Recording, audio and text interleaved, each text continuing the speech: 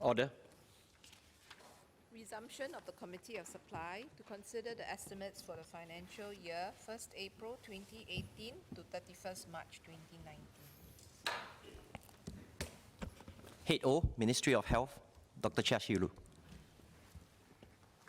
Chairman, I beg to move that the total sum to be allocated for Head O of the estimates be reduced by $100. We are now just 2 years away from the year 2020, and I would like to begin by asking the Ministry of Health to give an update on the progress of the Healthcare 2020 Master Plan.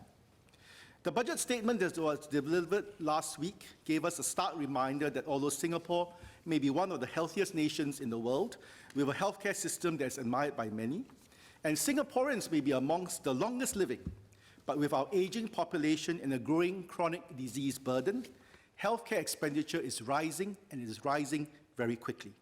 The Ministry of Health's operating budget has risen from 5.87 billion in financial year 2014 to almost 9 billion for FY 2018.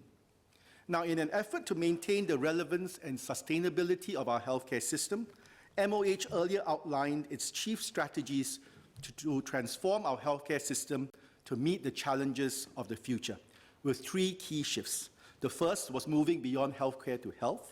The second, moving beyond the hospital to the community.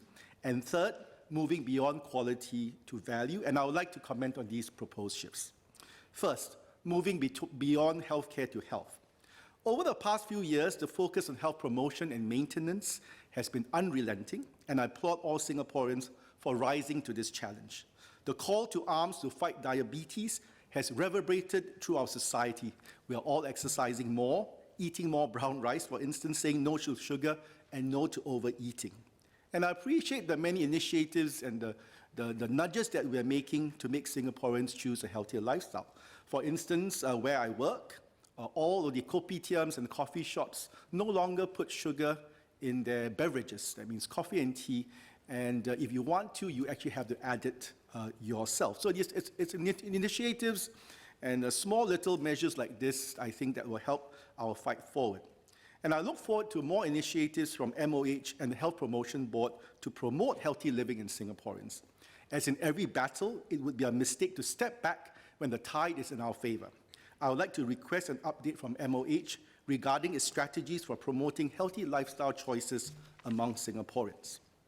Now, second, moving from hospital to community, and I have voiced my strong support for the right siting of medical care to the community wherever possible. And for this to be possible, we have to continue strengthening both our primary care and ILTC, or intermediate and long-term care sectors. I'll speak on primary care transformation later, but at this juncture, I would just like to ask, what are our efforts? Are our efforts to increase ILTC manpower and infrastructure on track, as detailed in the 2020 Master Plan?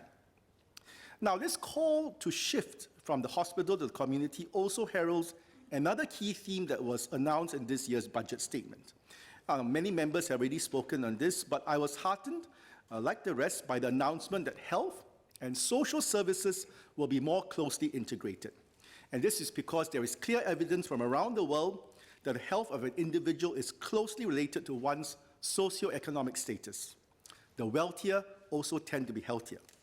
A recent study from the USA using data from the Centers for Disease Control confirmed that people with higher incomes live longer and have better health scores in virtually every parameter.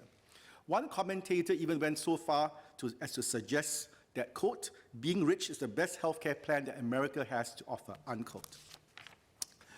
Closer to home, and as the member Dr. Tan Wu Ming had alluded to in an earlier speech, a study in Singapore also noted that if you use public rental housing as a measure of socioeconomic status, then this in itself is independently associated with increased hospital readmission risk and being a frequent hospital admitter and also an emergency department user. Now, there could be many reasons why people with low incomes have poorer health scores. The most obvious would be access to healthcare, but this is probably less true in Singapore than in other countries because our comprehensive healthcare system with universal coverage and very targeted subsidies has tended to flatten inequities in medical coverage. What then about other factors? Now, poorer health has also been associated with educational level. which itself correlates with lower income. People with lower educational status, however, are not necessarily less knowledgeable about health compared to those with higher education. And allow me to elaborate with two examples. Now, we all appreciate that one of the most important paths to good health is to exercise good food choices. One study looked at why children coming from wealthier, better educated parents grew up preferring healthier foods and were ultimately healthier. Now, I think it's important before we go into to understand that where children are concerned, research has shown that kids may actually need to try a new type of food about 8 or up to 15 times before they can accept it and perhaps grow to like it. So what the researchers found was that while parents from all backgrounds understood which foods were healthy and which were not, eat more veggies, less fried foods and so on and sweets, parents who were less educated and with lower incomes often did not persist in offering healthier foods to their kids. And this could be because of the steep upfront costs in introducing these foods to children. And let's take vegetables, for instance. If a parent were already working within a tight budget and time was short and the child refuses to eat broccoli, for instance, then they would be less likely to persist with it because the child would probably refuse or end up on the floor. And they would soon give up and say, okay, maybe we'll just give them the chicken nuggets that they are clamoring for. A family who is wealthier may perhaps have the luxury to be able to continue offering this food, even though the broccoli ends up on the floor 10 or 15 times, until the child learns to appreciate it.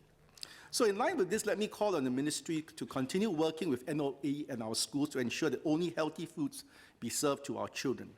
I understand the constraints that some families will face in regard to food choices at home, but I hope that our schools can play a bigger role towards inculcating healthy eating habits in our young, and I feel that this should actually start at the preschool level rather than just at the primary school level. Another example closer to home. Now, some years ago, a team from the Sosui Hawk School of Public Health worked with myself and my grassroots volunteers to conduct a health survey in one area of Queenstown. Now, this survey reached out to almost 3,000 residents and was conducted over a period of about a year. It was a very good study, but I think one repeated observation that I got was that residents who had higher educational levels were less likely to smoke, and they were more likely to go for health screening, such as colonoscopy for colon cancer, mammography for breast cancer, and pap smears for cervical cancer. And the researchers actually found that this difference was not due to any knowledge gaps. If you ask people from all educational levels whether they knew what mammography was and why it was important, I think the knowledge was the same. Whether you came from a low or high educational background, you understood the importance of it. It was just that those from higher educational levels actually made that extra effort to go ahead with the screening. Thus, it is clear that an important determinant of health inequity is also social inequality. And as we strive to be a healthier country, we should never lose focus on enhancing social mobility and reducing social inequities. In the meantime, I hope that this new compact between our social and health services will allow us to deep dive into the social circumstances of our lower-income fellow Singaporeans to give them the support that they need to achieve a long and healthy life. I hope that the ministry would be able to share more about the proposed integration of health and social services, as I feel that this would go a long way towards flattening the social gradients in the health of our population. And finally, from quality to value, and this is a tricky subject, because what is value in healthcare? Just as the quality of health services is sometimes difficult to quantify, what represents good value in medical care? Of course, value is important, because if we are counting our pennies, we have to ensure that healthcare remains affordable by ensuring that we get the best outcomes for the lowest financial outlay. Budget 2018 is frank and upfront about the financial pressures that our nation is likely to face over the next decade. And healthcare spending is one of the areas that see the greatest increase in public spending. Value-driven healthcare policies could be a significant avenue of ensuring the sustainability of our system. So our healthcare institutions were recently reorganized from 6 clusters to 3. This was announced last year. And can I ask if this has led to any desired gains in efficiency and value of care delivery? I've also previously asked for a body to be set up to evaluate not only the efficacy but also the value of various medical and health-related interventions, whether diagnostic or therapeutic. So I'm glad that we now have the Agency for Care Effectiveness, and I call for ACE to play a bigger role in our quest for value and clarity in our healthcare spending. Some interventions may seem very promising, but with uncertain benefits. And, they are controversial. For example, things like hypertension, hyperlipidemia. At which point should we actually choose to treat otherwise healthy individuals with medications? New technologies, remote consultations. Some studies have shown that although it's easier, but it tended to increase the utilization of services with no discernible improvements in health outcomes. So in conclusion, the health check for our healthcare system is good for now. But just as our economy needs to transform itself to position itself for the future, so too does our healthcare system, which needs to see through its transformation to continue serving our country well beyond 2020 and in fact beyond 2030. Thank you, and I'm back to move.